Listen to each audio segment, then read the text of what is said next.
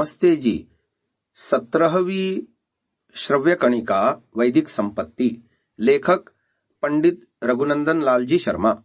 पुस्तक का संपादन किया है और परिवर्धन किया है स्वामी जगदीश्वरानंद जी द्वारा।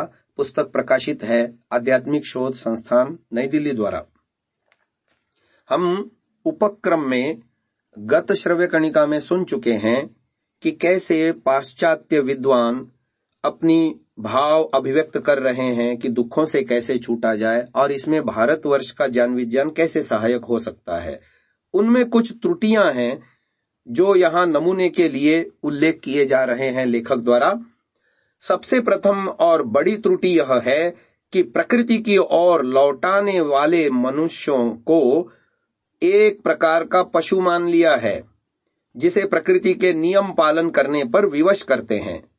मनुष्य में यदि ज्ञान स्वातंत्र्य न होता तो निस्संदेह वह प्राकृतिक नियमों में आबद्ध किया जा सकता, परंतु उसके विचार स्वातंत्र्य ने उसे प्रकृति में हस्तक्षेप करने का अधिकारी बना दिया है। इसीलिए वह पशु पक्षियों की भांति प्राकृतिक नियमों से बांधा नहीं जा सकता। उदाहरण के लिए आहार और विहार यानी रति समस्त प्राणियों में एक समान ही पाए जाते हैं, परंतु मनुष्यों में वे बिल्कुल ही विलक्षण देखे जाते हैं। गाय, भैंस, बकरी आदि को जब ऋतु धर्म होता है तब उनमें गर्भाधान के लिए एक विलक्षण व्याकुलता उत्पन्न होती है। इस व्याकुलता को सांड, भैंसा, बकरा आदि तुरंत ही जान लेते हैं और गर्भ स्थापन कर देते हैं। जिन मादा पशुओं को आवश्यकता नहीं है उनके नर उनकी ओर दृष्टिपात भी नहीं करते, किंतु मनुष्य में यह बात बिल्कुल नहीं पाई जाती। न तो ऋतुमती स्त्री को ही कोई विलक्षण व्याकुलता होती है, न पुरुष को उसके गंध, रूप, स्पर्श आदि से उसकी इच्छाओं का भान होता है, और न समीप जाने पर उत्तेजना ही होती है। यदि ऐसा होता तो संसार की समस्त सामाजिक व्यवस्था ही बिगड़ जाती। ऐसी दशा में मनुष्य रति विषयक नियम प्रकृति के सहारे पर नहीं बना सकता। उसे तो इतने दिन ऋतु के छोड़कर और इतने इतने दिन अन्य तिथियों के छोड़कर केवल अमुक दिन अमुक समय हो आदि नियम बनाने पड़ेंगे, जो बिल्कुल उसके विचारों से ही संबंध रखते हैं, प्रकृति से नहीं। जो अवस्था विहार की है उससे भी अधिक जटिल समस्या आहार की है। संसार में देखते हैं कि जो पशु मांस खाता है वह घास नहीं खाता, और जो घास खाता है वह मांस नहीं खाता, किंतु मनुष्य फल, दूध, अन्न और मांस आदि सभी कुछ खा जाता है, यहाँ तक कि वह मिट्टी भी खाने लगता है। आहार के लिए प्रकृति उसे बिल्कुल सहायता नहीं देती। वह नहीं बतलाती कि उसका निजी भोजन क्या है। उसे तो अपनी ओर से ही दांत, आंत और मेदा आदि की देखभाल करके निश्चित करना पड़ता है कि मनुष्य का भोजन क्या है। जीवन के इन दोनों प्रधान विषयों में मनुष्य बिना अपने निर्धारित नियमों के प्रकृति की प्रेरणा से कुछ भी नहीं कर सकता। इसीलिए केवल प्रकृति की पुकार करने से ही काम नहीं चल सकता। प्रत्युत यह जानने की आवश्यकता होती है कि यथार्थ में हमें अपना आहार विहार किस प्रकार बनाना चाहिए। दूसरी त्रुटि यह है कि जो रहन सहन प्रकृति की ओर लौटाने वाले विद्वानों ने बतलाया है वह कुछ विशेष व्यक्तियों के पालन करने योग्य है, किसी देश या जाति के लिए नहीं, क्योंकि इस प्रकार के सीधे साधे नियमों के पालन करने वाला व्यक्ति या समाज दुष्टों से अपनी रक्षा नहीं कर सकता। भारतवर्ष इस बात का ज्वलंत प्रमाण है। आंख के सामने 1000 वर्ष से सीधे साधे हिंदुओं को विदेशी कुचल रहे हैं। इसलिए इन विद्वानों को यह भी बतलाना चाहिए कि प्रकृति के अनुसार वर्तने वाले सीधे साधे मनुष्य दुष्ट और आसुरी संपत्ति वालों के हाथ से कैसे बच सकेंगे। तीसरी त्रुटि है आदिम व्यवस्था की जांच की। प्रकृति की ओर इशारा करने वाले विद्वान मनुष्य के रहन सहन का सच्चा सांचा ढूंढने के लिए मनुष्य की आदिम व्यवस्था की जांच करते हैं। उनका विश्वास है कि मनुष्य अपनी आदिम अवस्था में सच्चे रहन सहन के साथ था।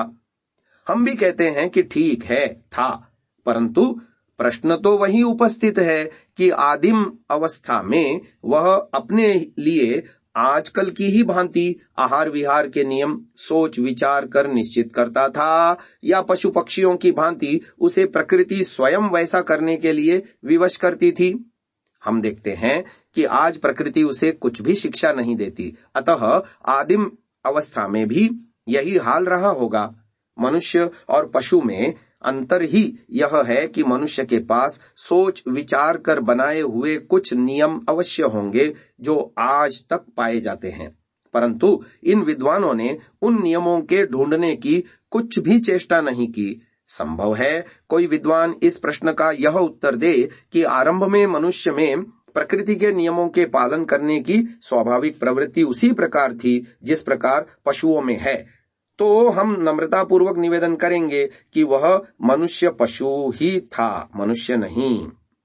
उसका मनुष्य नाम तो मनन अर्थात स्वतंत्र चिंतन से ही पड़ा है। मनुष्य जाति के नियम बड़े विलक्षण हैं। उसके समस्त नियमों में मर्यादा है और मर्यादा में अपवाद है।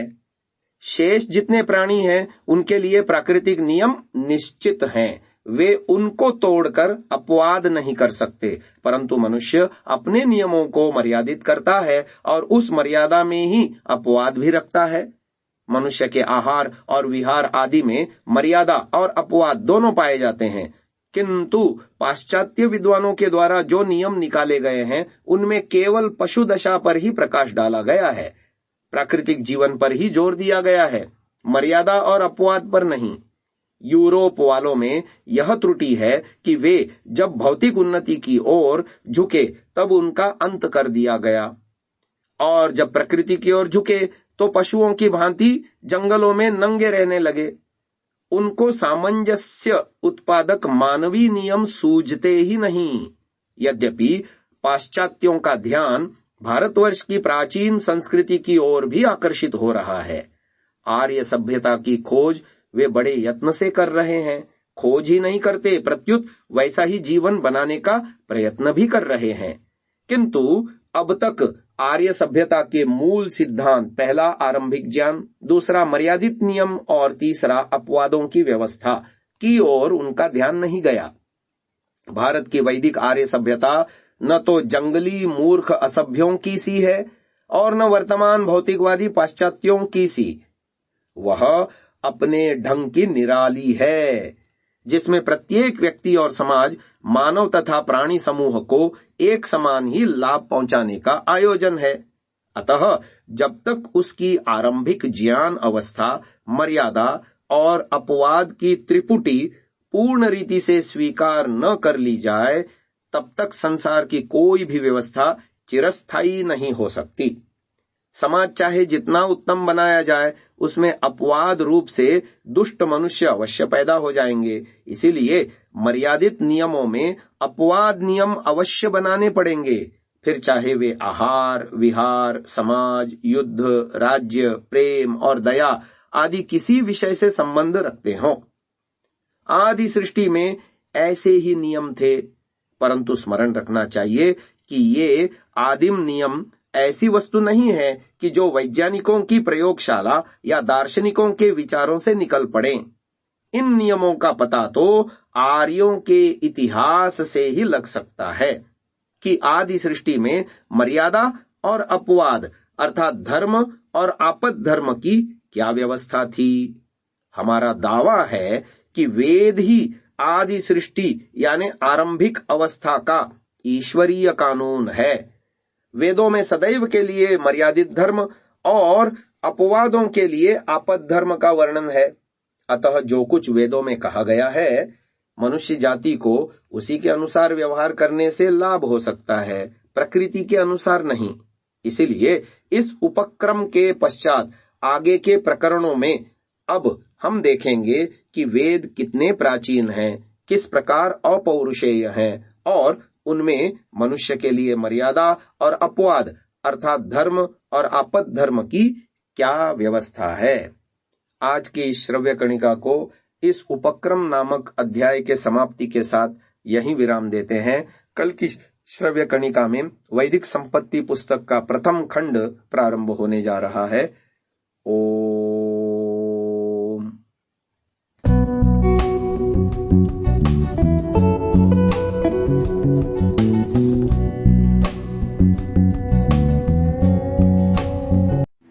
Download Sansa app, Rvirdal app, visit sansa.org, rvirdal.in।